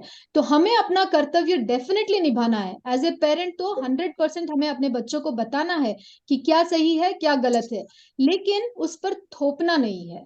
ये हमारा कर्तव्य है। हमें उसको एक बार नहीं 1000 बार बताना पड़े तो 1000 बार बताओ आप। गौतम स्वामी ने कितने प्रश्न किए, प्रभु महावीर ने कभी मना नहीं किया, हर बार उनको समाधान किया। तो हमारा भी कर्तव्य है 1000 बार, जब तक हमारा जीवन है हम अपने बच्चों को, उनको सुधारने की कोशिश करेंगे, उनको सही रास्ता बताएंगे, लेकिन अपनी मर्जी उन पर थोपना नहीं है। क्लियर? बराबर। हमें तो सच के मार्ग पे ही चलना है ना, हमें हमें अपना सच के छोड़ना नहीं। मार्ग पे ही चलना है। हमें जो सही लग हम रहा है हमें उसी के मार्ग पे चलना है। हमें बताना भी है, एक बार नहीं 1000 बार बताना पड़े तो 1000 बार बताएंगे, लेकिन वाद विवाद में नहीं, गुस्से में नहीं, क्रोध में नहीं, गलत भाषा नहीं यूज करना है, आवेश में नहीं आना है, इन चीजों का ध्यान रखना है। बराबर। बहुत बहुत और धन्यवाद। हम धन्यवाद। बहुत ही सुंदर तरीके से प्रश्नों का समाधान भी मिल रहा है। समय अब हमें आगे बढ़ने की इजाजत नहीं दे रहा है, समय संपन्न हो चुका है ऑलरेडी। आपकी कोई जिज्ञासा हो तो आप लिख के भेजिए, रेणु जी तक पहुंचेगी आपकी जिज्ञासा, और उनसे जवाब भी लेकर मैं आप तक वापस भेजने का प्रयास करूंगा। कि जिज्ञासा हो आप लिख के जरूर भेजिए। Yes Dange sir. बहुत बढ़िया। सभी को प्रणाम। रेणु जी कॉन्ग्रेचुलेशंस, बहुत धन्यवाद भी। बहुत अच्छा ज्ञान नवरत्न के माध्यम से आपने दिया है। ये नवरत्न निश्चित रूप से हमारे जीवन में निखार लाएंगी if we adapt in practical sense. तो बहुत अच्छे अच्छे टिप्स हमने हमारे जीवन के लिए, और जीवन का मैं बताऊं उद्धार होगा। ये जीवन का उद्धार करना है तो ये 9 बातें जो नवरत्न बताए वो अगर इम्प्लीमेंट करते तो निश्चित रूप से जीवन में हमें सार्थकता मिलेगी, सुकून मिलेगा, समाधान मिलेगा, और जो हमारे जीवन का पर्पज है वो भी साध्य होगा। बहुत ही, और अपने बहुत टू दी पॉइंट बताया है, परफेक्शन, उसके एग्जाम्पल भी बहुत ही परफेक्ट बताए। सिर्फ मेरा एक ही प्रश्न है लास्ट में, यानी समय नहीं लूंगा, कि what is the last destiny of our life? मोक्ष। कोई वहां पे वही है। ऑप्शन ही नहीं है, कोई अच्छा, ऑप्शन ही नहीं है, मोक्ष। वाई मोक्ष? क्योंकि वहां पर परमानंद है, आनंद ही आनंद है। जीवन ये जो मरण का जीवन है ये चक्र। दुख का सागर है। जन्म जरा मृत्यु ये सिर्फ और सिर्फ दुख का कारण बनता है। जन्म भी दुख का कारण है। 9 महीने माँ के गर्भ में उस पानी की थैली में रहना कोई आसान बात नहीं है। अगर अभी आपको उस पानी की थैली में बांध दिया जाए तो आपको कैसा लगेगा? तो जन्म जरा और मृत्यु सब दुख का कारण है। तो इस जन्म मरण के चक्रव्यूह से हमें छूटने के लिए, जैसे मैंने बताया, वृत्ति प्रवृत्ति और पुनरावृत्ति से छूटने के लिए सिर्फ एक ही हमारे पास साधन है, संवर और निर्जरा, जो हमें ध्यान से प्राप्त होता है। और अगर हम ध्यान की साधना करते हैं तो हमारा मोक्ष निश्चित है। ओके, थैंक यू, धन्यवाद, बहुत बहुत धन्यवाद। तीनों संस्थाओं के माध्यम से पुनः मैं आपका बहुत धन्यवाद दूंगा। और निश्चित रूप से जैसा अलका जी ने बोला है आगे भी आप जरूर, आपको समय है तो निश्चित रूप से सेशन लीजिए। आनंदमल सर, बिल्कुल रेणु जी को वापस इनवाइट करना है, अलग टॉपिक लेके, अलग हट के लेके, बहुत सारे विषय उनके पास है। बिल्कुल 2 दिन में ये सब कवर करना, उन्होंने बताया ये 1 महीना चलता है सेशन, और उन्होंने 2 दिन में कव्हर किया है। मैं तो बोलता था मराठीमध्ये म्हणतात विरजण टाकल्यावर लोणी, हमको घी दिया है उन्होंने, डायरेक्ट विरजण नहीं डाला। तो बहुत बहुत सुंदर, बहुत बहुत धन्यवाद Renu ji, thank you very much. ओम अरहम। Thank you so much. आप सभी के प्रति मेरी कृतज्ञता, स्पेशल कृतज्ञता आनंद सर के प्रति कि उन्होंने मुझे इस सेशन लेने की अनुमति दी। Thank you so much. आप सभी की आध्यात्मिक यात्रा के लिए बहुत बहुत मंगल कामना, और गुरुदेव के प्रति कृतज्ञता सर। ओम अरहम। ओम दोनों अरहम, हाथ ओम जोड़ते हुए, रीढ़ की हड्डी गर्दन सीधी रखते हुए, आंखों को बिना दबाव दिए कोमलता से बंद रखते हुए मेरे साथ साथ सभी मानसिक उच्चारण करें। मैं चैतन्यमय हूँ, मैं आनंदमय हूँ, मैं शक्तिमय हूँ। मेरे भीतर अनंत चैतन्य का, अनंत आनंद का, अनंत शक्ति का सागर लहरा रहा है। इसका साक्षात्कार करना ही मेरे जीवन का परम लक्ष्य है। हमारा आज का दिन मंगलमय हो, आनंदमय हो, शांतिमय हो। इन्हीं शुभ भावनाओं के साथ ओम शांति शांति शांति। कृतज्ञोस्मि, हम सब गुरुदेव के आभारी हैं। कृतज्ञोस्मि, हम सब गुरुदेव के आभारी हैं। कृतज्ञोस्मि, हम सब गुरुदेव के आभारी हैं। अशोक जी। जय जिनेन्द्र। सभी साधक साधिका एक साथ में उच्चारण करेंगे। फिटनेस का डोज 1 1 घंटा घंटा रोज, रोज। फिटनेस का डोज 1 1 घंटा घंटा रोज। रोज, फिटनेस का डोज 1 1 घंटा घंटा रोज। रोज। ओम अरहम। ओम तो आज अरहम। का सेशन गुड हम डे यही टू एंड कर रहे एवरीवन, हैं। बहुत बहुत धन्यवाद।